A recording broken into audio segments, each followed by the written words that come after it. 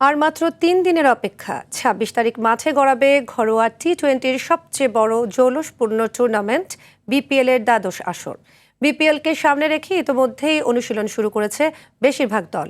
সঙ্গে বাংলাদেশে পা রাখতে শুরু করেছেন দলগুলোর বিদেশি ক্রিকেটাররাও। বিস্তারিত জানাচ্ছেন মুমসাদ্দিন নুরী।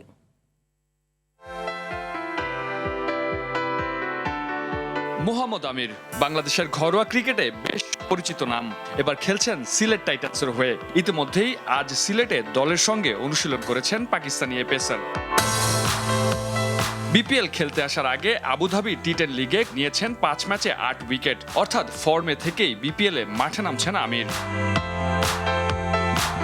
তবে বিদেশি ক্রিকেটারদের প্রাপ্যতা নিয়ে সবার থেকে এগিয়ে রাজশাহী ওয়ারিয়র্স। সন্দীপ লামিচানে, হুসেইন তালাত, মোহাম্মদ নওয়াজ, বিনুরা ফার্নান্দো, শিহাবজাদা ফারহানরা দলের সঙ্গে যোগ দেওয়ায় শুরু থেকেই কোয়ালিটি বিদেশি ক্রিকেটার মাঠে নামানো নিয়ে কোনো সংশয়ে থাকতে হচ্ছে না পদ্মপাড়ের দলটিকে। এদিকে রংপুর রাইডার্সের বিদেশি ক্রিকেটারদের মধ্যে দেশে এসে পৌঁছেছেন শুধুমাত্র পাকিস্তানি অলরাউন্ডার খুশদিল শাহ।